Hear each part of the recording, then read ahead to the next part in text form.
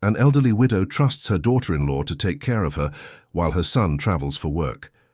Days later, she is drugged, isolated, and forcibly taken to a cruel and negligent nursing home. What seemed like abandonment reveals a dark plot behind a multi-million-dollar fortune. If this story caught your interest, don't forget to subscribe to our channel and let us know what city you're watching from. Let's continue. A light drizzle fell over New York City that March afternoon, casting a grey blanket over the rooftops of the Upper East Side. Helen watched the drops trickle down the panoramic living room window, her fingers laced in her lap, while the soft ticking of the wall clock marked each second with relentless precision. At 72, she had learned that time was both an ally and a silent adversary, capable of healing deep wounds or opening chasms where once there was only trust.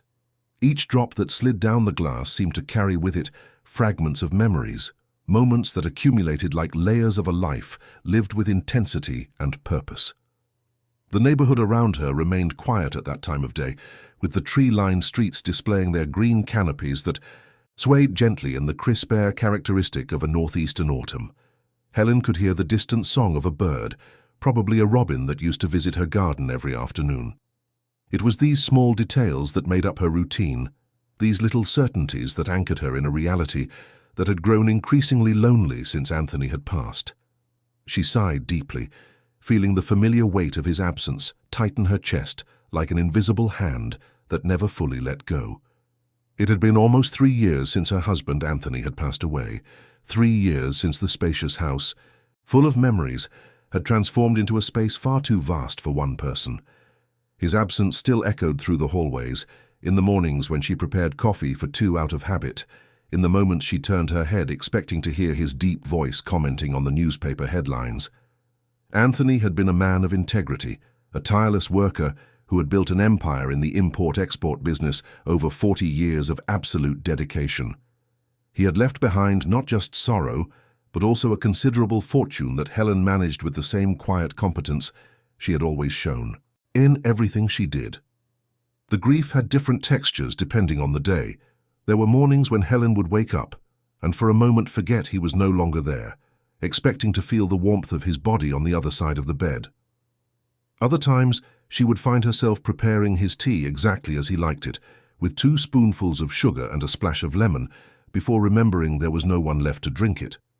It was these small, automatic lapses that hurt the most, these muscle memories that refused to accept the reality of her loss.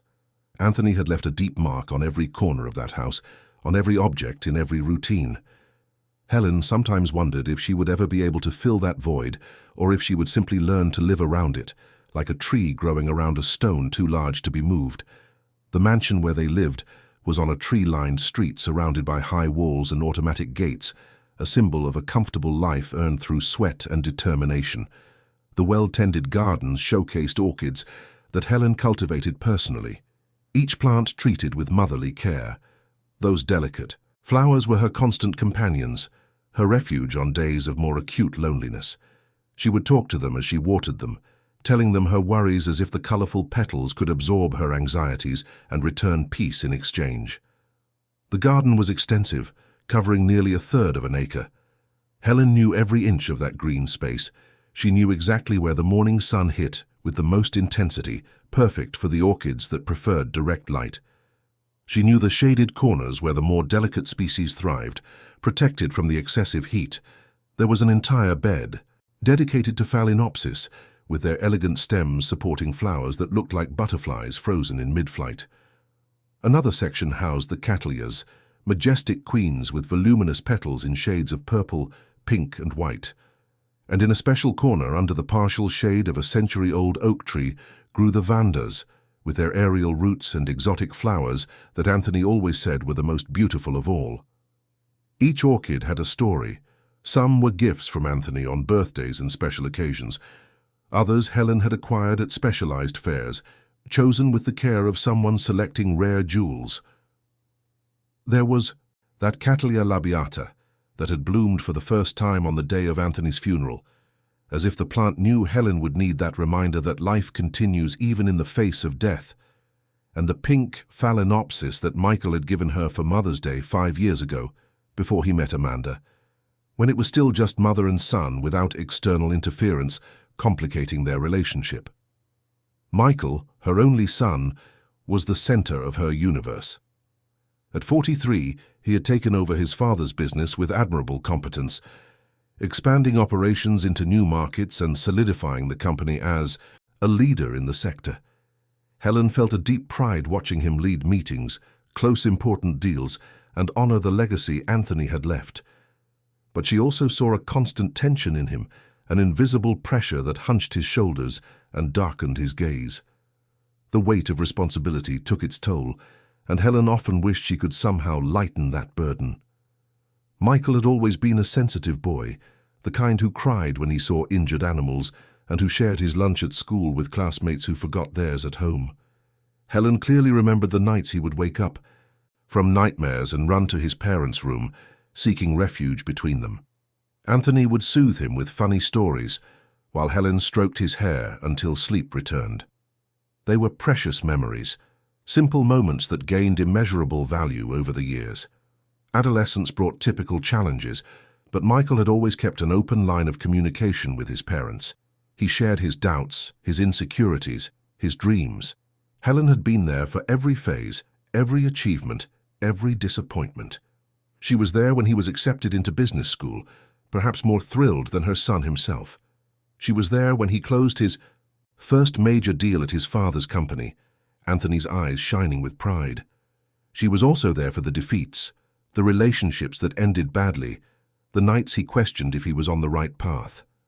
Michael's first marriage, brief and disastrous, had left scars. His wife at the time, Patricia, had proven to be incompatible in fundamental ways. They wanted different things from life, had values that didn't align. The divorce was amicable but painful, and Helen had watched her son spend months in a state of melancholy that worried her.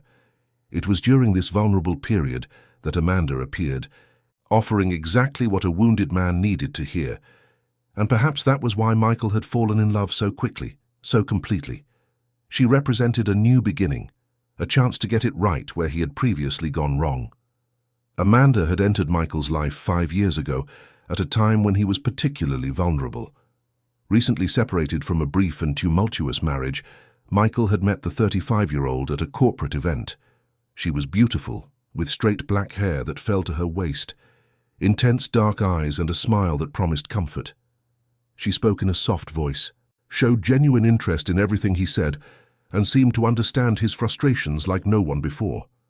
Within 6 months, they were married in a discreet ceremony that Helen had helped organize, even though a shadow of doubt nagged at her.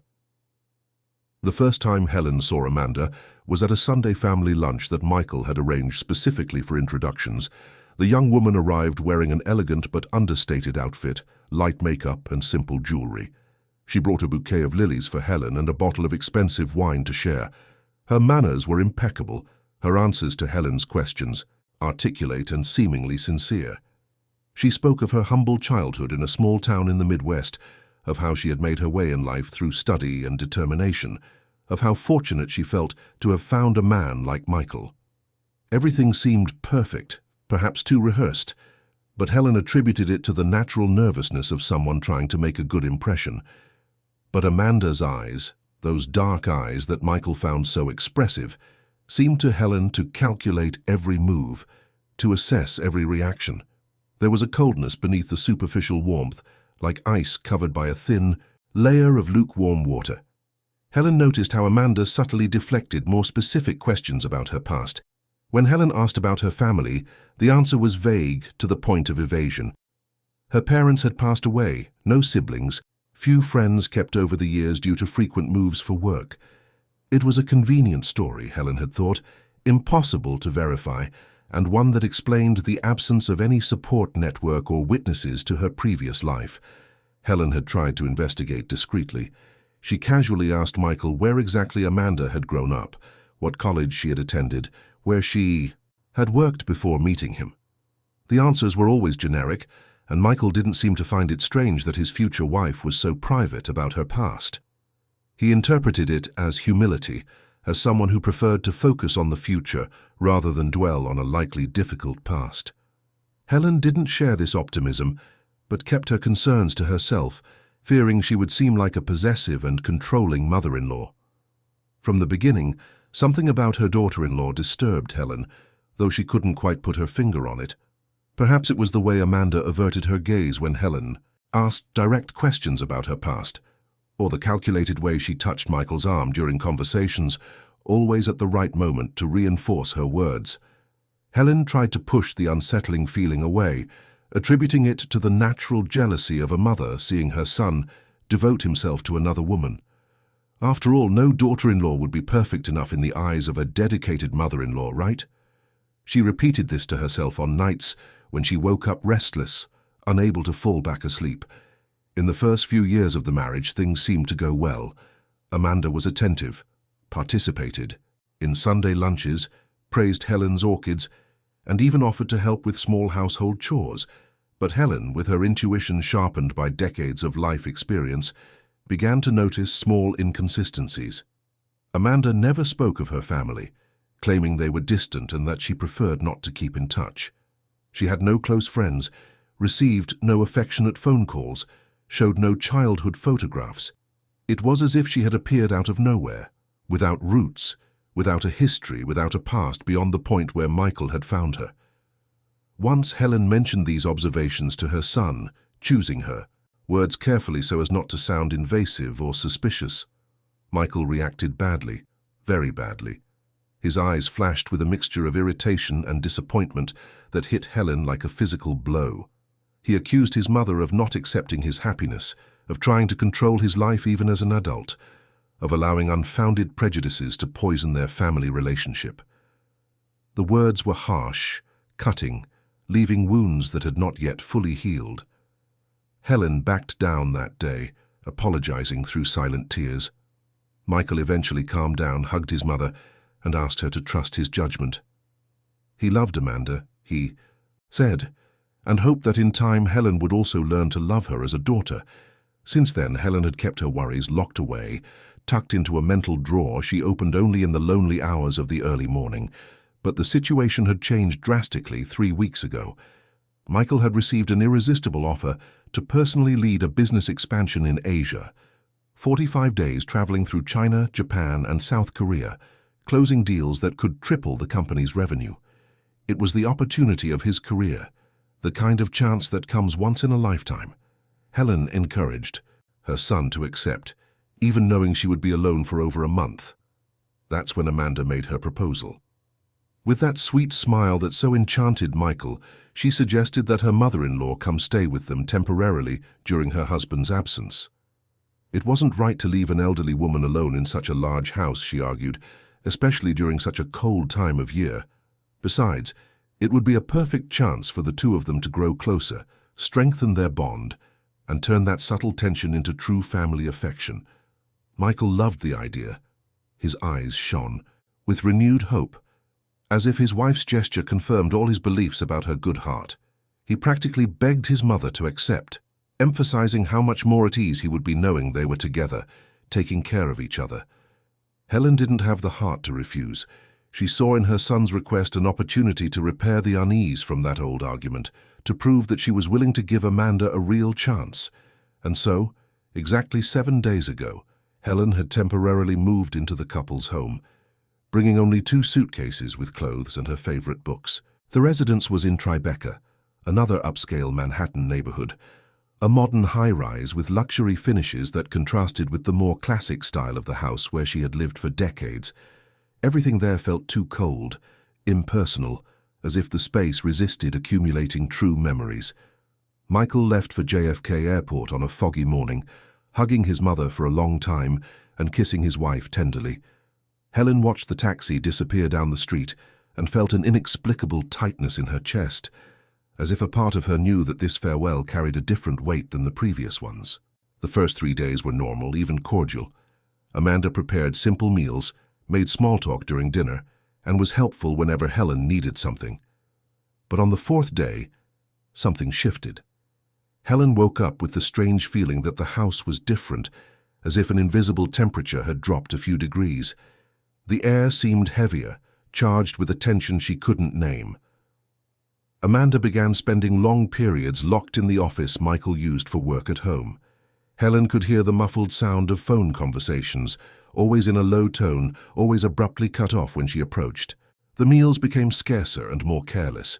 The breakfast that was once served with attention now consisted only of stale bread and cold coffee. Lunch was often a hurried excuse that Amanda had commitments outside and Helen should fend for herself. The silences multiplied.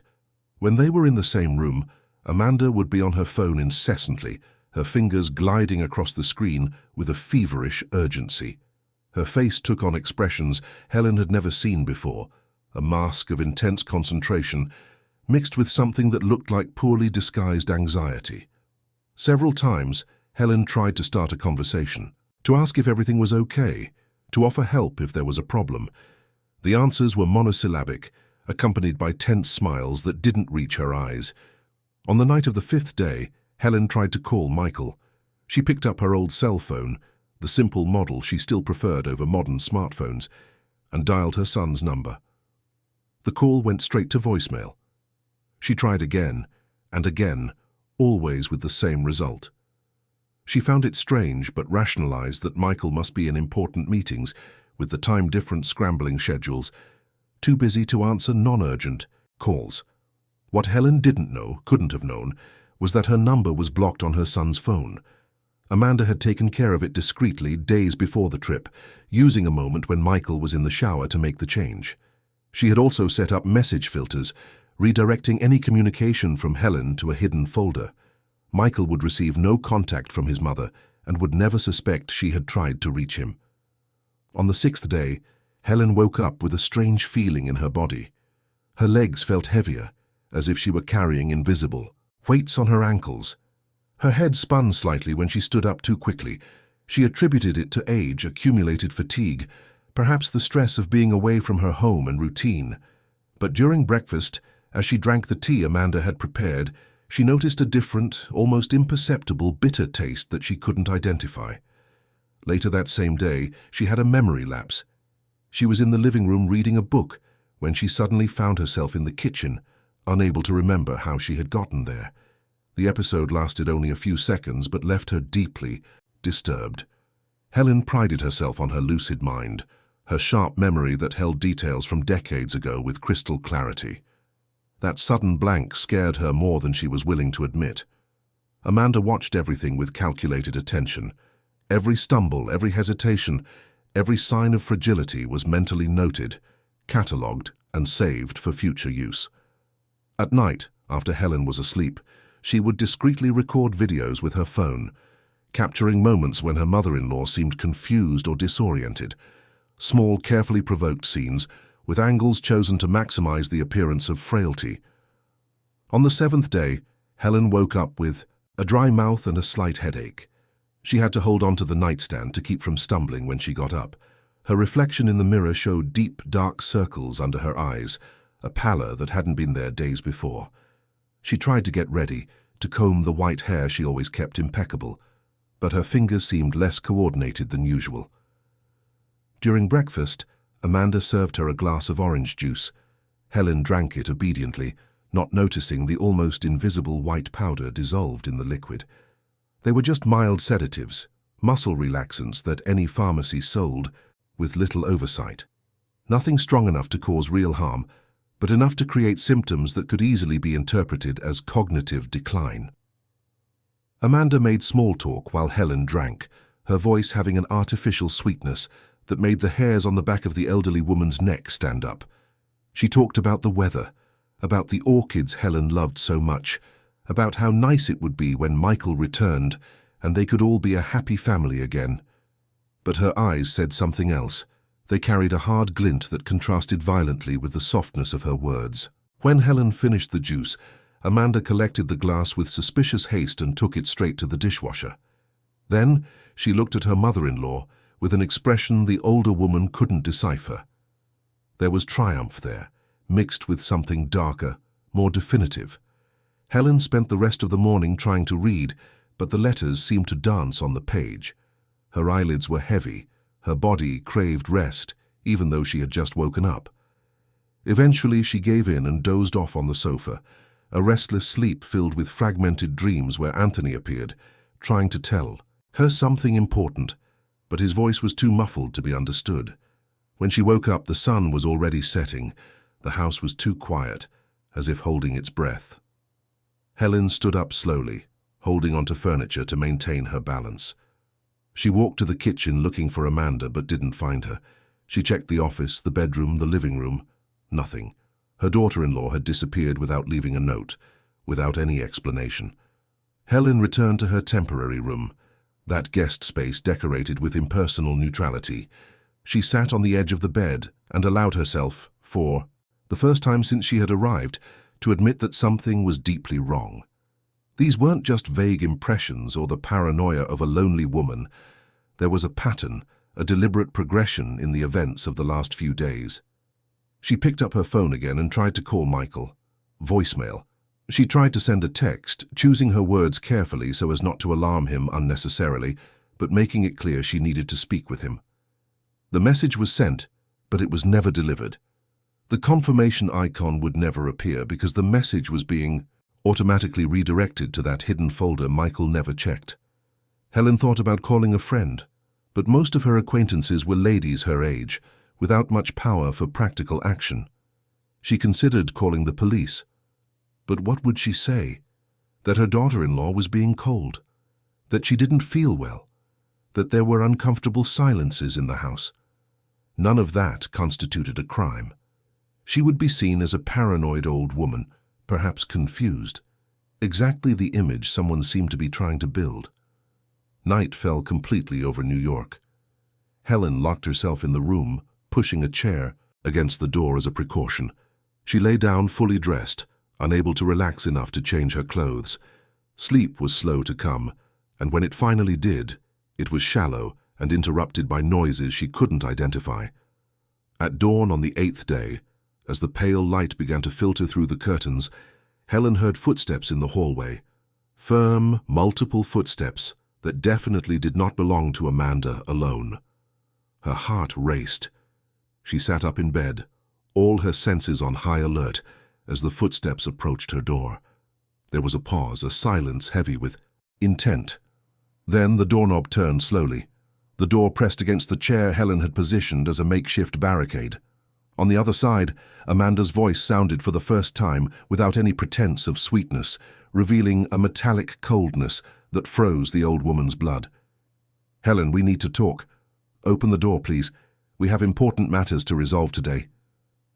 Helen remained silent, her whole body trembling, not from cold, but from a terrible premonition she couldn't name. Something was about to happen, something that would change everything irreversibly, and in that moment, alone in a locked room while unfamiliar voices murmured on the other side of the door, Helen understood that she had fallen into a carefully laid trap. The question hammering in her mind wasn't if something bad was coming, but how bad it would be, and if there would be any way to escape whatever Amanda had planned for her. Outside, the city was waking up, indifferent. The streets of New York filled with cars. Buses ran their usual routes. People headed to work preoccupied with their own lives. No one knew that inside that luxurious Tribeca high-rise, a 72-year-old woman was about to face the most brutal betrayal imaginable, coming from the very person who was supposed to protect her. Amanda's voice echoed down the hall again, more impatient this time, carrying an authority that had never been there before. "Helen, don't make me waste my time. Open this door now or I'll break it down myself. We have a situation to resolve and you're going to have to cooperate, whether you like it or not." Helen felt panic rise in her throat like boiling water. Her hands trembled as she clutched the blanket, as if the fabric could offer some protection against what was to come. She looked around the room for an escape, but there was only the locked door and a window that opened onto the second-floor balcony, too high for any attempt to flee. She was cornered. There was a brief silence, then the sound of a key being inserted into the lock. The chair Helen had pushed against the door slid a few inches as the knob turned. Amanda had a copy of the key. Of course she did. It was her home, after all. Helen realized how naive she had been to think that a chair and a simple lock could keep her safe. The door swung open with force, pushing the chair completely aside. Amanda strode in, and behind her were two men. They wore navy blue uniforms that could easily be mistaken for medical or private security attire. One was tall and thin, with harsh features and expressionless eyes. The other was shorter, stockier, with a posture that suggested experience in handling difficult situations. Neither of them smiled. Helen shot up from the bed, her survival instinct momentarily overcoming the chemical haze that still clouded her reflexes. "What's going on? Who are these people?" "Amanda, what are you doing?" Amanda crossed her arms, her expression one of absolute coldness. The mask she had worn for 5 years had completely fallen away, revealing a face Helen didn't recognize. The eyes that once feigned tenderness were now as hard as stone. The mouth that had smiled sweetly at Michael was twisted into a cruel line. "I'm going to be very clear with you, Helen, because I have no more patience for pretending. You're leaving this house today. Now, I've already arranged for a suitable place for someone of your age and in your condition. These gentlemen will escort you there." "My condition," Helen repeated, her voice higher than she intended. "What condition? I'm perfectly fine. You can't kick me out of here. Michael trusted you to take care of me while he was away. When my son finds out about this—" "Your son isn't going to find out about anything," Amanda interrupted with an icy smile. "At least not your version of the story. You see, Helen, over the past few days, you've shown worrying signs of cognitive decline, memory lapses, mental confusion, difficulty with your balance. I've documented everything. Videos, detailed notes. I have enough proof that you're no longer fit to live alone." "That's a lie," Helen shouted, taking a step forward. The sudden movement made her head spin, and she had to grab the nightstand to keep from falling. The physical reaction betrayed her words, and she saw the glint of satisfaction in Amanda's eyes. "See?" Amanda pointed at her with disdain. "You can't even stand up straight. This is exactly what I'm talking about. You're old, Helen, frail, confused, and you're going to a place where people like you receive the proper care." "I'm not going anywhere." Helen tried to sound firm, but her voice trembled. "You have no authority to do this. I'm Michael's mother. This is practically my family. He would never allow—" "Michael isn't here," Amanda cut in, stepping closer. "And when he gets back, he'll find his mother well cared for in a specialized institution, where she'll finally get the medical attention she clearly needs. He'll thank me for making this difficult decision, for having the courage to do what was best for you, even against your will." Helen looked at the two men who remained standing by the door like silent sentinels. "Are you really going to do this? You're going to forcibly remove an elderly woman from her home? Don't you see that this is wrong?" The taller man didn't answer, his face remaining as expressionless as a wax mask. The other briefly averted his gaze, perhaps a flicker of discomfort, but said nothing. They were professionals paid to do a job, and moral questions weren't part of the contract. Amanda grabbed Helen's purse from the dresser and tossed it toward the older woman. "Get your ID. That's all you'll need. I'll send your clothes and other things later if necessary. Now let's go. Don't make me make this harder than it has to be." Helen felt tears burn her eyes but refused to let them fall. She wouldn't give Amanda the satisfaction of seeing her cry. With trembling fingers, she opened the purse and checked that her ID and a few personal items were still there. Her cell phone, however, was gone. "Where's my phone?" "You won't be needing it," Amanda replied indifferently.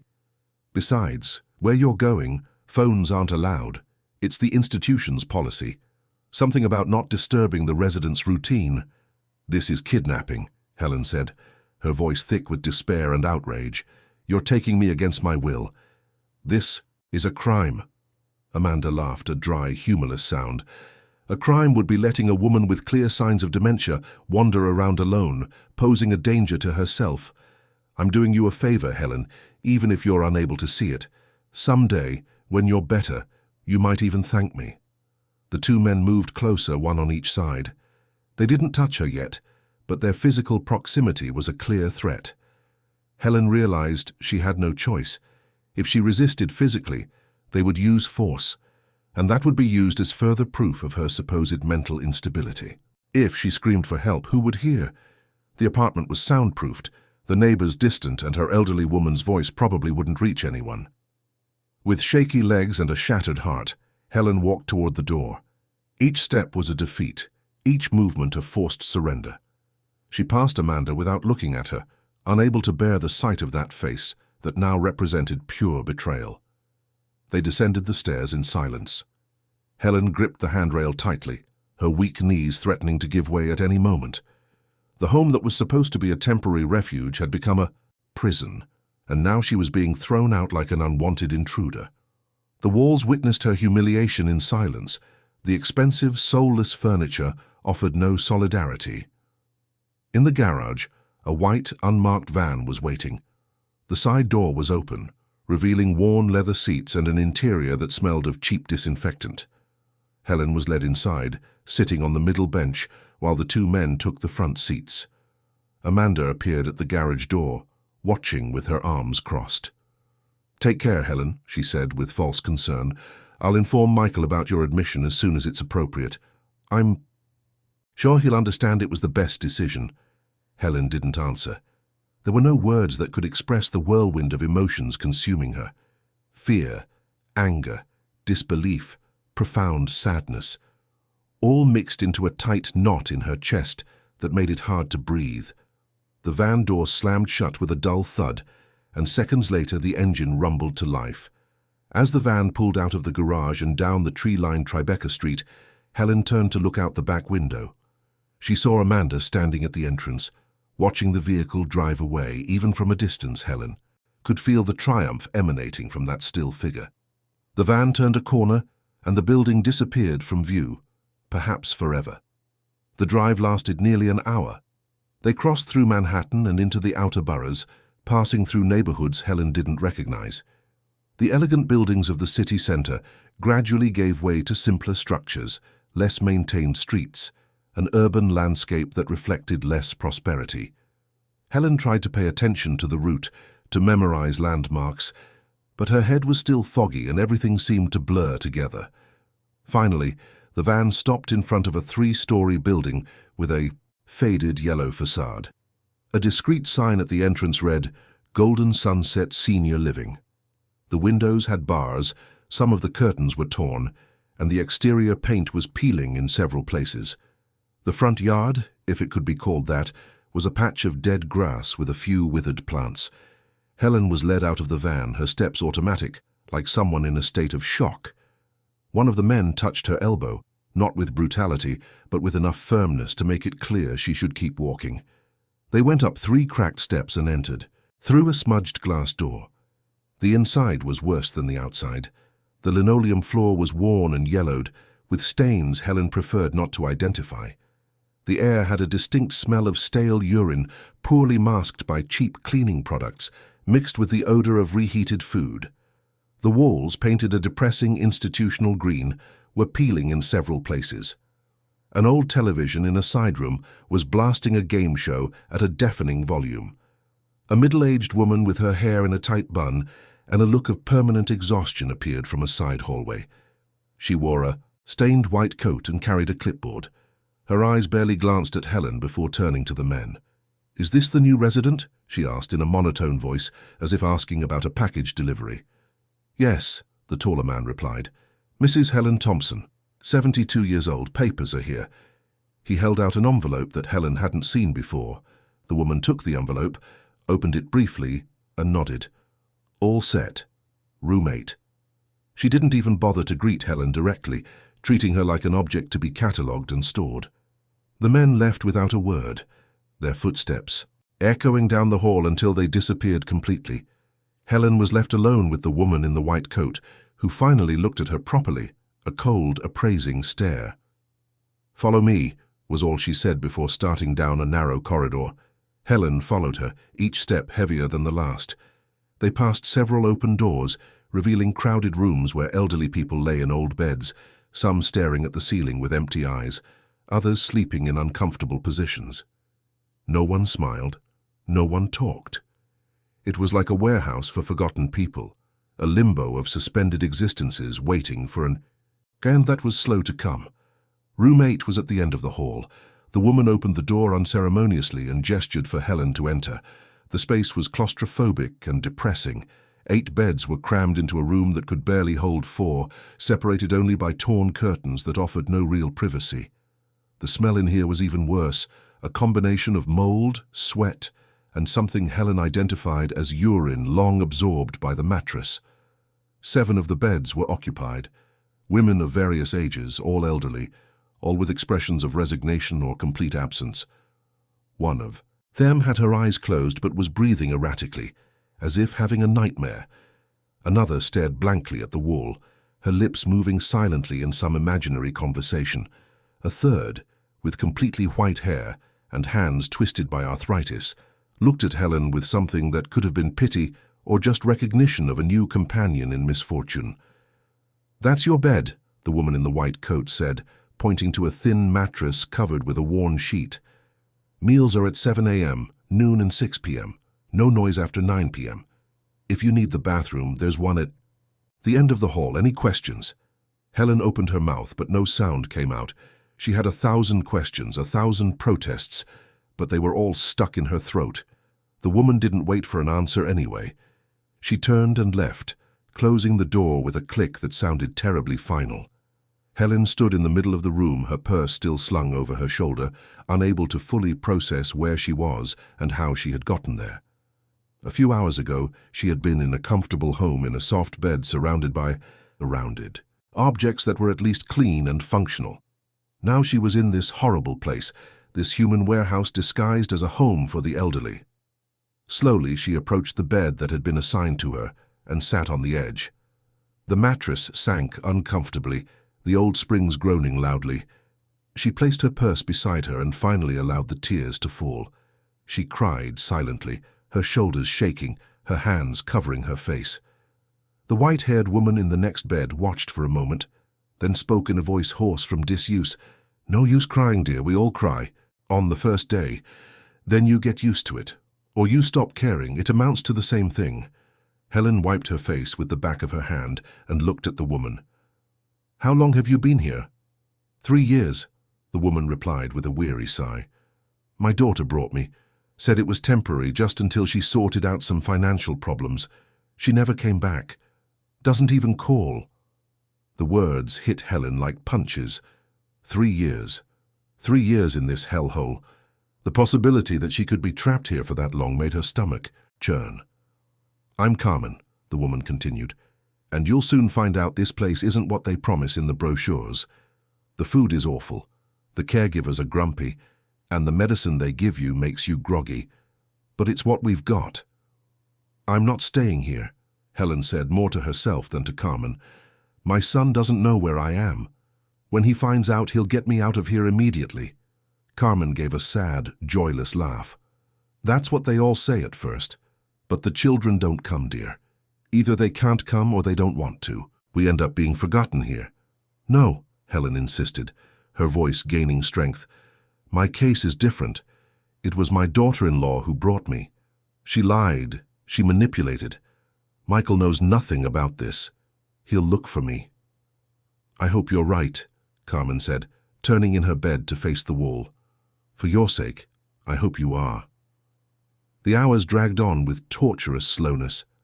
Helen had no watch, but she watched the light change through the dirty, barred window. The sun crossed the sky until it began to set, painting the room in orange hues that couldn't disguise its misery. At noon there was movement in the hallway. A different woman, younger but equally tired, came in with a tray.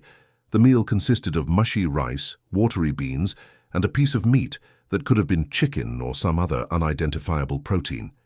It tasted like cardboard and smelled rancid.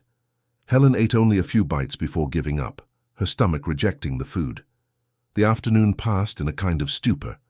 Helen tried to talk to the other women in the room, but most were too medicated or mentally absent to hold a coherent conversation.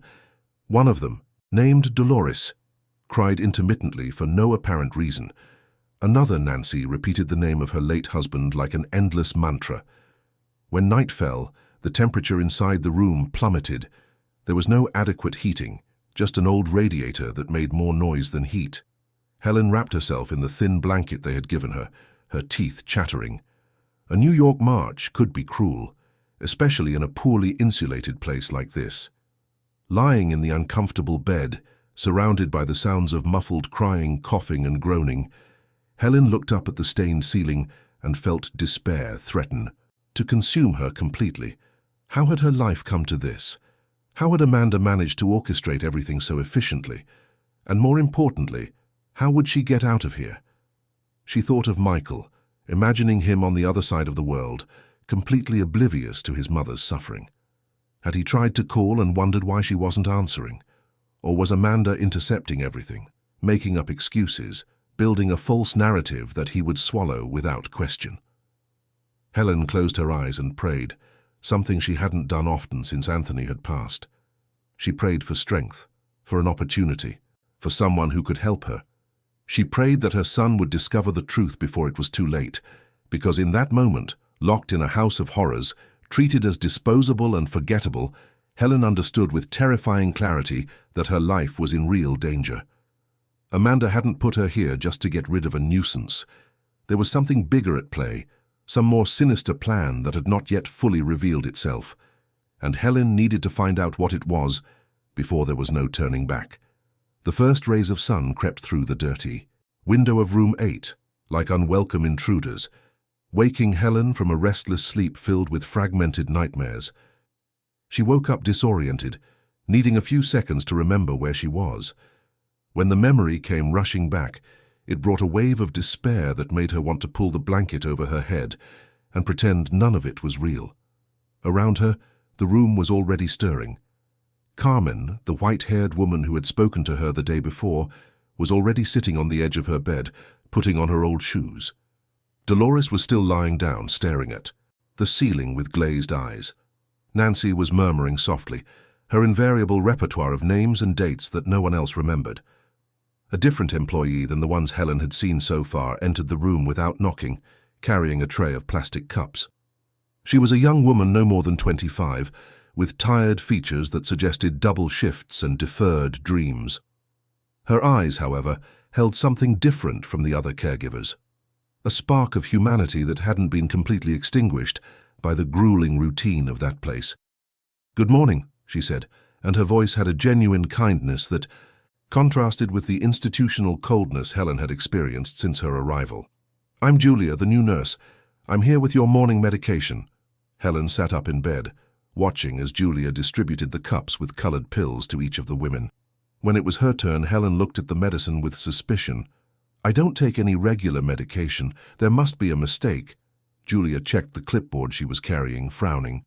"It says here you need anti-anxiety medication and mood stabilizers. Prescription signed by," and she checked again, "by your legal guardian, Amanda Thompson." "She is not my guardian," Helen retorted with more force than she expected from herself. "And I don't need medication. I'm not crazy or confused. I was brought here against my will through lies and manipulation." Julia paused, really paused, and looked at Helen with renewed attention. It was rare for anyone in this place to speak with such clarity and lucidity.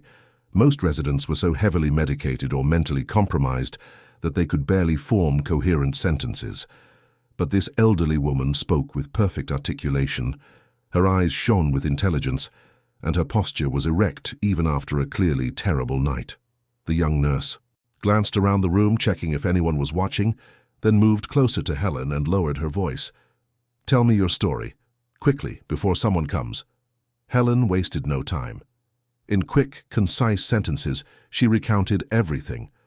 Michael's trip, the strange days with Amanda, the symptoms she now realized had been induced, the forced removal, the uniformed men.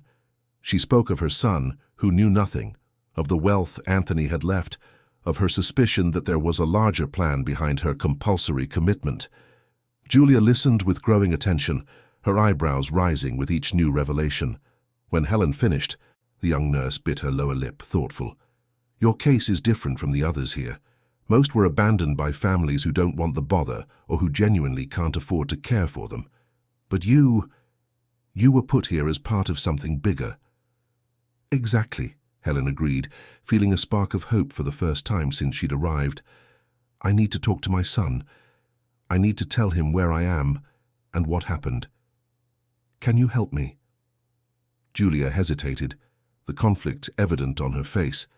"If I get caught helping a resident make unauthorized contact with the outside, I'll lose my job. And I need this job. I'm paying my way through medical school, supporting my mother. I can't afford to get fired." "I understand," Helen said quickly, "and I don't want to put you at risk. But you're the only person here who has actually looked me in the eye and seen me as a human being. Please. My son is on the other side of the world, not knowing I'm trapped in this horrible place. He needs to know the truth." Julia looked at Helen for a long moment, some kind of decision forming behind her dark eyes. Finally, she sighed.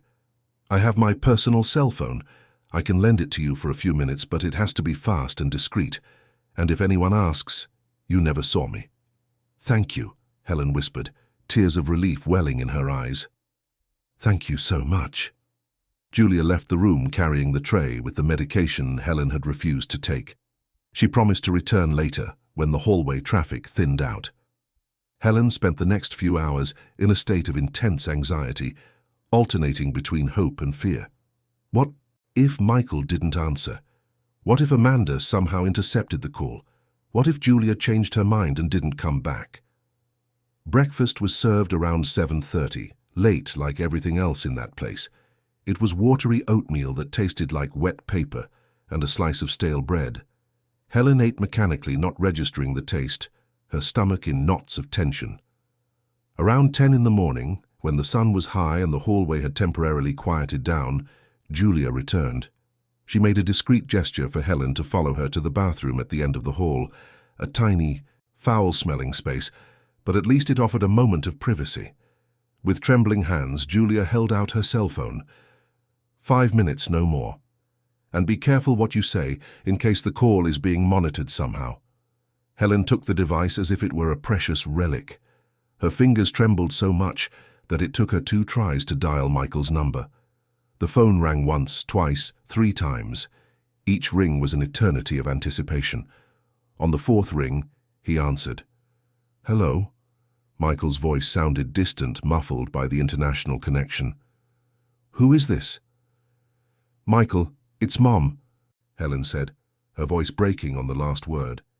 "Son, I need to talk to you urgently." There was a confused pause.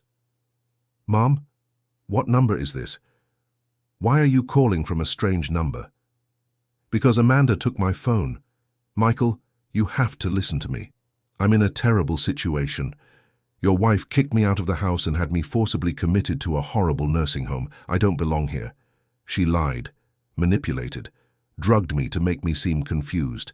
You need to come home now." "Mom," Michael interrupted, his voice taking on a tone of concern mixed with confusion. "What are you talking about? Amanda sent me messages saying you were fine, that you two were getting along great. She mentioned you had a few episodes of confusion, but nothing serious." "It was the drugs she put in my food," Helen insisted, her voice rising before she forced it back down. "Michael, you know me. You know my mind, my lucidity. I'm talking to you now. I'm perfectly clear. Your wife is lying. She has some plan. Something involving money. I'm sure of it. You have to believe me." On the other end of the line, Helen heard Michael take a deep breath, the sound of someone trying to process information that didn't make sense within his worldview. "Where are you exactly? What institution?" Helen looked at Julia, who quickly whispered the address. Helen repeated it to her son, each word heavy with urgency. "Golden Sunset Senior Living in Queens. Michael, this place is horrible, degrading. It has no proper facilities. I'm sharing a smelly room with 7 other women. The food is inedible. They want to pump me full of drugs I don't need. Mom, Michael sounded genuinely lost. "This doesn't make sense. Why would Amanda do something like this? Did you two have an argument? Did something happen that you're not telling me?" "No," Helen exclaimed. "Nothing happened, except the truth finally coming out. Her mask fell off as soon as you left the country. Michael, please, you have to trust me. When have I ever lied to you? When have I ever made up stories? Never. And I'm not making this up now." There were voices in the background on Michael's end, someone calling his name in Japanese. "Mom, I'm in the middle of an important meeting. I have to go." But I promise I'll call Amanda. I'll check on this whole story. If there's really some misunderstanding, we'll sort it out." "It's not a misunderstanding, it's criminal," Helen practically begged. "Michael, your father left his entire estate in my name. $18 million, the house, the investments, everything. Amanda found out and she wants to control that money. That's why she put me here, to get me out of the way and get power of attorney. You have to stop this." Julia touched Helen's arm, indicating that time was up. Footsteps were approaching in the hallway. "Son, I have to go, but please investigate what I'm telling you. Talk to your father's old friend, Steve Miller. He's known our family for decades. Ask him for help. And come home as soon as you can. I love you." "I love you too, Mom," Michael replied, his voice filled with worry and confusion. "I'll sort this out, I promise." The call ended. Helen handed the phone back to Julia, with hands that were still shaking. The young nurse quickly hid the device in her coat pocket, seconds before an older caregiver appeared in the hallway, looking suspiciously in their direction. "Is there a problem?" the woman asked in an accusatory tone. "None at all," Julia replied with impressive calm. "Just helping Mrs. Thompson find the bathroom. She's still getting adjusted." The caregiver grumbled something unintelligible and continued on her way.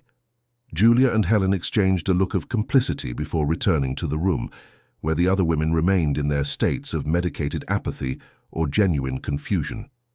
Helen sat on her bed, her heart still racing from the conversation.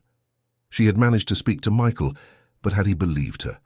Or had Amanda's weeks of manipulation planted enough doubt for him to dismiss his mother's accusations as senile delusion? The rest of the day passed in a torturous mix of hope and anxiety. Helen watched every movement in the hallway, every car that passed on the street outside, waiting for some sign that Michael had taken action. But nothing happened. Time dragged on with cruelty, the minutes stretching into endless hours. In the afternoon, during visiting hours that no one in room 8 ever received, Helen talked more with Carmen. The older woman had a sadly similar story. She had been committed by her daughter, who needed to sell the house where Carmen lived to pay off her son-in-law's gambling debts. Once institutionalized, it was easier for the family to forget she existed. "How many of us are there like this?" Helen asked, looking around the room. "How many women in this place were abandoned for financial convenience?" "More than you can imagine," Carmen answered sadly. "This home isn't the worst, believe it or not. I've heard stories of places where people are kept sedated all the time, where the abuse is even more explicit. At least we're not beaten here. It's a very low bar, I know, but it's what we have." Carmen's words echoed in Helen's mind as night fell again. She thought of all the invisible women in America, elderly people discarded by families who saw only inconvenience where there should be gratitude and love. How many Helens were there, trapped in places like this, their voices silenced, their stories untold? Julia returned during the evening medication distribution. She again offered the pills to Helen, who again refused. The young nurse didn't insist, but her look said she understood the risks Helen was taking. Refusing medication could be used as additional proof of difficult or irrational behavior. After the lights were turned off, and the room was plunged into a darkness punctuated only by the faint light from the hallway, Helen lay awake. She listened to the sounds of the night in a nursing home, a depressing symphony of coughs, groans, and muffled crying. Someone was calling for their mother, long dead for decades. Another woman laughed softly at some private joke only she understood. Helen thought of Anthony, of how horrified he would be if he could see where she was. Her husband had dedicated his life to ensuring she would never want for anything, had built a fortune precisely to protect her in her old age. And now here she was in a foul, cold room, treated as disposable, her life's achievements reduced to nothing by a greedy daughter-in-law. But Helen was not a woman to give up easily. 72 years of life had taught her resilience. She had survived recessions, personal losses, the death of her husband. It wouldn't be some Amanda who would destroy her. In the early hours of the morning, when the home finally fell into a restless peace, Helen made a silent promise to herself. If she got out of there, if she could reverse this monstrous injustice, she would dedicate the rest of her life to helping other women in the same situation. She would use the money Anthony had left to create something real, something that would protect the vulnerable from predators like Amanda. But first, she had to survive. She had to keep her mind clear, resist the drugs they would try to force down her throat, and wait for the help that might or might not come. On the other side of the world in Tokyo, Michael couldn't concentrate on his meeting. His mother's words echoed in his head, each accusation a bomb exploding his certainties. Amanda, his beloved wife, capable of something so monstrous. It seemed impossible. And yet, his mother's voice on the phone hadn't sounded confused or delusional. It had sounded terrified and lucid. During a break, Michael locked himself in the bathroom and called Amanda. She answered on the second ring, her voice as sweet as ever. "Honey, is everything okay? I miss the sound of your voice." "Where is my mother?" Michael asked without preamble. There was a brief, almost imperceptible pause. "She's fine, in a specialized facility. Michael, I was going to tell you, but I didn't want to worry you while you were working. Your mother had a few episodes. She became very confused, disoriented. The doctor recommended temporary professional observation." "She called me from a strange number," Michael said. "She said you drugged her, that you kicked her out of the house by force, that you're trying to steal the money my father left." Amanda let out a laugh that sounded like shattering glass. "Honey, are you listening to how absurd that sounds? That's exactly the kind of paranoia that comes with early onset dementia. She probably got..." A phone from an employee made up this whole story in her confused mind. "It's sad, I know, but it's the reality of the disease." Michael wanted to believe her. It was so much easier to believe his mother was sick than to accept that he had chosen wrong, that he had brought a viper into his family. But a seed of doubt had been planted, and it was beginning to grow deep roots. "I want to see medical reports," he said. "I want the names of the doctors who diagnosed my mother, and I want the exact address of this institution." "Of course," Amanda replied smoothly. "I'll email you everything. But Michael, I need you to trust me. I'm doing what's best for your mother. It's out of love for you that I'm taking care of her, even though it's so difficult." "I love you," Michael said automatically, but the words felt hollow. "I love you too," Amanda replied. When the call ended, Michael stared at himself in the bathroom mirror, seeing a man he didn't fully recognize, a man who might have made the worst mistake of his life by blindly trusting the wrong person. He picked up his phone again and dialed another number. Steve Miller, his father's old friend, answered with the hoarse voice of someone who had just woken up. "Michael, what time is it over there in Japan?" "Steve, I need you to do something for me," Michael said, skipping the formalities. "I need you to go to my mother's house and check on something. Actually, I need you to investigate my wife." And as Michael explained his growing suspicions to the one man he still fully trusted, in a rundown nursing home in Queens, Helen finally fell into a fitful sleep, dreaming of orchids and doors that wouldn't open no matter how hard she tried. The gears of truth were beginning to turn, slowly but inexorably, moved by phone calls crossing oceans and the unlikely courage of a young nurse who still believed that doing the right thing was worth the risk. Steve Miller was the kind of man that life and experience had forged into steel. At 68, retired from the FBI, he maintained the erect posture and sharp gaze of someone who had spent decades investigating all manner of crimes. He had been a close friend of Anthony's since college, and when Michael called in a panic from Japan, something inside him ignited with the intensity of old instincts that never truly slept. He lived just 3 blocks from the house where Helen had lived for decades, and over the past few days he had noticed something strange. The Thompson mansion, normally quiet, showed suspicious activity. Unfamiliar cars were parked in the driveway. Once, he saw a man in a suit enter through the side door, carrying a leather briefcase that seemed too heavy for just documents. After the call with Michael, Steve wasted no time. He put on discreet clothing, grabbed his old digital camera that he had used so often on surveillance operations, and went to the house. But he didn't knock on the door. Instead, he walked to the back of the property, where he knew that Anthony, ever the planner, had installed security cameras after a failed break-in attempt 5 years ago. The system was sophisticated, connected directly to a cloud server. Anthony had entrusted the access credentials to Steve as a preventive measure in case something happened and Helen needed help retrieving footage. It was one of those precautions that had seemed excessive at the time, but now proved to be providential. Steve returned home, turned on his computer, and accessed the system. What he saw over the next 2 hours turned his concern into controlled fury. The cameras had recorded everything: Helen's violent removal, her muffled cries, the arrival of the 2 uniformed men. But there was more, much more. In the days following Helen's departure, Amanda had received visitors. A man of about 40, with dark hair slicked back, wearing an expensive but tacky suit. Steve zoomed in on the recordings, capturing his face in crystal-clear detail. He used his old contacts in law enforcement to identify him. The answer came back in less than an hour, flagging the name Richard Collins, a known document forger and money launderer with a record for fraud and racketeering. The internal cameras, strategically placed in all the main rooms, had captured conversations. Steve watched with growing attention as Amanda and Richard planned their next steps. They talked about powers of attorney, bank transfers, the need to speed things up before Michael returned. And then came the sentence that froze Steve's blood, spoken by Amanda with a coldness that seemed impossible for a human being to possess. "It won't take long.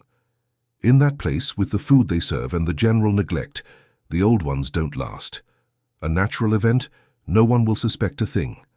And by the time it happens, we'll have already transferred everything." Richard had responded with a low laugh, agreeing it was a perfect plan. They discussed figures, percentage splits, destinations for laundering the money. They were planning not just to rob Helen, but to ensure she could never report them. The term they used, speeding up the inevitable, left little room for ambiguity. Steve copied all the relevant files to an external hard drive. He had more than enough evidence, but he needed one more thing: Helen's exact location and documents proving the forced commitment. He picked up the phone and called a trusted lawyer, Dr. Henry Matthews, a specialist in family law and elder defense.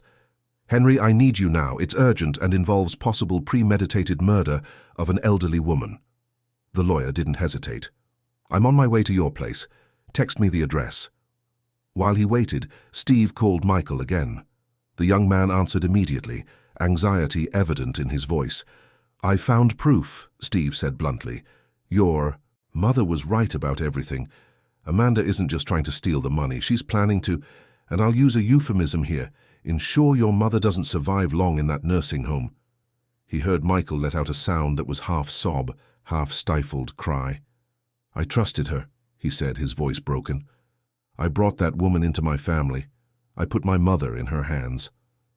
"There's no time for guilt now," Steve cut in, firm but gentle. "I need you to authorize me to act on your behalf. I'm getting your mother out of that place today, with or without the red tape. We'll deal with the legalities later." "Do whatever it takes," Michael replied immediately. "I have power of attorney my father gave me. I can send a scanned copy, and I'm catching the first flight back. I'll be in New York in 24 hours. Steve hung up and began coordinating the operation. Dr. Matthews arrived in 15 minutes and analyzed the recordings with an increasingly grim expression. "This is legal gold," he said, "but it's also terrifying. We need to get Mrs. Thompson out of that place immediately and ensure her safety before Amanda realizes the game. Tears up." The lawyer made a few calls to the family court, managing to speak with a judge he knew personally. He explained the situation, the recordings, the imminent risk. The judge, a middle-aged woman with a reputation for vigorously defending the rights of the elderly, acted with impressive speed. Within 2 hours they had a protective order, authorizing Helen's immediate removal from the nursing home and placing her under protective custody. Steve, Dr. Matthews, and a court officer arrived at Golden Sunset Senior Living around 3 in the afternoon. The place looked even more depressing in the daylight, its peeling facade a silent testament to years of neglect and indifference. The director, a woman in her 50s with artificially blonde hair and overly long red nails, tried to block their entry. "You can't just come in here and take a resident. There are procedures, authorizations needed." Dr. Matthews held up the court order. "We have all the authorization we need, thank you. And I suggest you cooperate, because this establishment is also under investigation for negligence and complicity in unlawful imprisonment." The color drained from the director's face. She stepped back, letting them pass.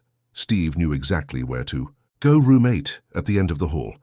His footsteps echoed on the worn floor as he and Dr. Matthews walked quickly. They found Helen sitting on the edge of that miserable bed, talking quietly with Carmen. When she saw Steve in the doorway, her eyes widened in recognition and hope. "Steve, is that really you? How did you—" "Your son called me," he explained, entering the room with a smile that tried to be reassuring. "I've come to get you out of here, Helen. Now, you're coming with me." Helen stood up so quickly she would have stumbled, say if Steve hadn't been there to steady her. Tears streamed freely down her face, a mixture of relief, gratitude, and an emotion so intense it had no name. "I knew it," she whispered. "I knew Michael wouldn't abandon me." Dr. Matthews picked up Helen's purse. "Let's get out of here. You're under judicial protection now, and we have a lot to tell you." As they were leaving, Helen paused briefly beside Carmen's bed. The older woman looked on with a mix of joy for her friend and sadness for her own situation. Helen took her hand. "I'll be back to help you," she promised. "You and all the others. No one else will be forgotten here." In the hallway they passed Julia, the young nurse. Her eyes lit up when she saw Helen being escorted out. The elderly woman stopped briefly. "Thank you," she said simply. "You saved my life by lending me that phone." Julia smiled, tears shining in her eyes. "I just did what was right." "You'll be doing a lot more than that before this story is over," Steve said, handing her his card. "We're going to need your testimony, and afterward, if you're interested, we'll have a job offer for you under much better conditions than these." Helen was taken to Steve's house, a safe place where Amanda wouldn't think to look. There, she watched the recordings Steve had recovered. Every scene was a stab to the heart, every word from Amanda a distilled poison. To see with her own eyes the extent of the betrayal, to hear the woman who pretended to be her daughter-in-law planning her death with such coldness, was almost unbearable. But Helen was strong. She had to be. She dried her tears and looked at Steve and Dr. Matthews. "What do we do now?" "Now," Dr. Matthews replied, "we take all this evidence to the police. We have recordings, witnesses, documents. Amanda and her accomplice are going to be arrested."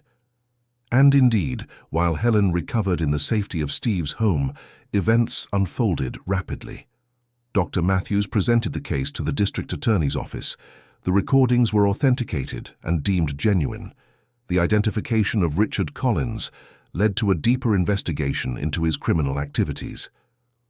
Michael arrived in New York 26 hours later, deep dark circles under his eyes, guilt and relief warring within him. He hugged his mother so tightly, she could barely breathe, tears streaming down both their faces. "I'm sorry, Mom," he sobbed. "I'm sorry I didn't believe you from the start. I'm sorry I brought that woman into our lives." "You didn't know, son," Helen comforted him, stroking his hair as she did when he was a child. "She was good at pretending. She fooled all of us." The police operation took place the next morning. A search warrant was executed for the Tribeca apartment. When the officers arrived, they found Amanda and Richard together, surrounded by documents spread across the office table. Desperate attempts to forge powers of attorney, bank transfer contracts, all meticulously planned to steal every penny Anthony had left. Amanda tried to maintain her composure when the police entered. "There must be some mistake," she said in that sweet voice that had so deceived Michael. "I'm Michael Thompson's wife. You can't just invade my home." "We have a warrant," the lead detective replied coldly, "and we have more than enough evidence of your crimes. Amanda Davis, or whatever your real name is, you're under arrest for unlawful imprisonment, attempted grand larceny, forgery, conspiracy to commit murder, and racketeering." Amanda's mask finally shattered completely. Her face contorted into an expression of pure hatred as she was handcuffed. "That stupid old woman," she spat, revealing her true nature at last. "She didn't deserve all that money, just sitting in that mansion while the world passed her by. I deserved more." Richard tried to resist and was subdued with more force. The search of the apartment revealed even more evidence: forged documents, banking information, even internet searches on how to induce health problems in the elderly without raising suspicion. It was a complete dossier of premeditation and calculated cruelty. The director of Golden Sunset Senior Living was also arrested, charged with accepting illegal admissions and systematic negligence. The institution was shut down, its residents relocated to places with better conditions. Carmen and several other women were rescued from that hell. The trial took place months later, attracting media attention. The recordings were played in full, shocking everyone in the courtroom. Julia testified about Helen's lucid mental state when she arrived at the home, completely contradicting the dementia narrative Amanda tried to build. Carmen testified about the horrific conditions of the place, corroborating Helen's account. The prosecutor was relentless. "This is not just a case of greed," he argued. "It is a case of premeditated cruelty against a vulnerable woman. It is a betrayal of the worst kind, where family trust was used as a weapon, and it is attempted murder disguised as care." Amanda's defense tried to claim the recordings were misleading, that everything had been misinterpreted. But the evidence was too overwhelming. The jury took only 3 hours to deliberate. Amanda was sentenced to 16 years in prison for unlawful imprisonment, attempted grand larceny, forgery, and conspiracy to commit murder. Richard received 18 years for his multiple charges, including his prior crimes that came to light during the investigation. The nursing home director got 8 years for criminal negligence and complicity. When the sentence was read, Helen was in the courtroom next to Michael, holding his hand. She felt no triumph, only a deep sadness for the waste of it all. Amanda could have chosen to be part of a family, could have built something real. Instead, she chose greed and cruelty, and now she would pay the price. But Helen's story didn't end with the conviction. In fact, that was just the beginning of a new chapter. With her fortune protected and her safety secured, she returned to her house, that mansion full of memories of Anthony. Michael helped her redecorate, change the furniture, plant new orchids. It was a way of cleansing the negative energy Amanda had left behind, of starting over. But Helen didn't just want to live comfortably. The experience in the nursing home had changed something fundamental within her. She had seen with her own eyes how many people were forgotten, mistreated, and discarded by society. And she decided to do something about it. With Michael by her side, she created the Helen Thompson Foundation for Elder Protection and Dignity. They used a significant portion of the estate to establish a robust organization with specialized lawyers, social workers, and psychologists. The foundation offered free legal aid to elderly victims of family abuse, investigated reports of mistreatment in institutions, and created awareness programs about the rights of seniors. Julia, the young nurse who had risked her job to help Helen, was hired as the foundation's medical coordinator. She was finishing medical school on a full scholarship that Helen had personally sponsored. Her role was to train healthcare professionals to identify signs of elder abuse and neglect. Carmen was one of the first beneficiaries. With legal help from the foundation, she managed to reverse the illegal sale of her house and re-establish contact with grandchildren who didn't even know she was still alive. Other women from the old roommate also received assistance, their stories documented to serve as a basis for legislative changes. The foundation grew rapidly, attracting donations from other families who had faced similar situations. Within 2 years, it was operating in 5 states, had rescued over 200 seniors from abusive situations, and had succeeded in shutting down 3 illegally operating institutions. Helen, at 75, had become an active voice in advocating for the rights of the elderly. She gave lectures, participated in public hearings, and used her story as an example of what could happen when greed overcame humanity. But she also used her story as proof that it was possible to resist, to fight, and to create something good out of something terrible. Michael had changed too. The experience with Amanda had left scars, but it had also made him more attentive, more human. He dedicated more time to his mother, to the foundation, to projects that truly mattered. The company continued to thrive, but it was no longer the sole center of his life. He had learned that success without integrity was empty, and that true family was the only asset really worth protecting. One September afternoon, 3 years after those terrible days in the nursing home, Helen was in her garden tending to her orchids. There were hundreds now of every imaginable color, arranged in carefully planned beds. Each plant represented a woman helped by the foundation, a life rescued from oblivion. Michael appeared with a folder. "Mum, I have news. Congress passed the bill we proposed. It's now a federal crime to institutionalize an elderly person without an independent medical evaluation and documented consent. The penalties have been significantly increased." Helen smiled, the kind of smile that lit up her whole face. "Your father would be proud," she said, "of you, of the foundation, of everything we've built from that pain." "He'd be proud of you," Michael corrected, hugging her. "You turned the worst experience of your life into hope for thousands of people. That's true strength." That evening, Helen sat in her favorite armchair, the one Anthony always said was perfect for her. She looked around the room at the photographs on the wall.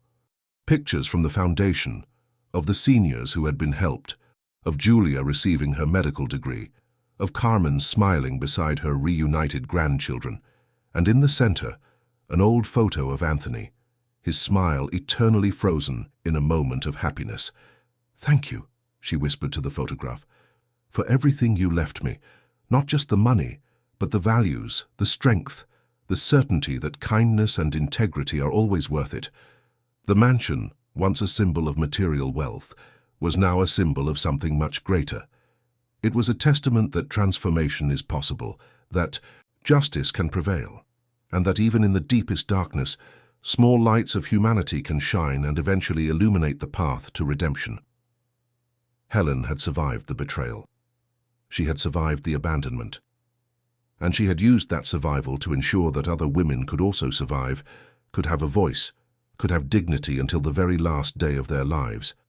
What had begun as a story of greed and cruelty had transformed into a journey of justice and love. The true wealth Anthony had left was not in the millions in the bank, but in the strength of character he had nurtured in Helen. And that strength, multiplied by the foundation she had created, would continue to protect the vulnerable for generations to come. The orchids in the garden bloomed under the New York sun, each petal a silent testament that beauty can grow, even in the hardest soil, and that life can flourish even after the cruelest winters. Dear listeners, we hope Helen's story has touched your heart deeply. If you were moved by the journey of resistance, justice, and transformation we just shared, please leave a like, subscribe to the channel, and tell us in the comments what part of this narrative resonated with you the most.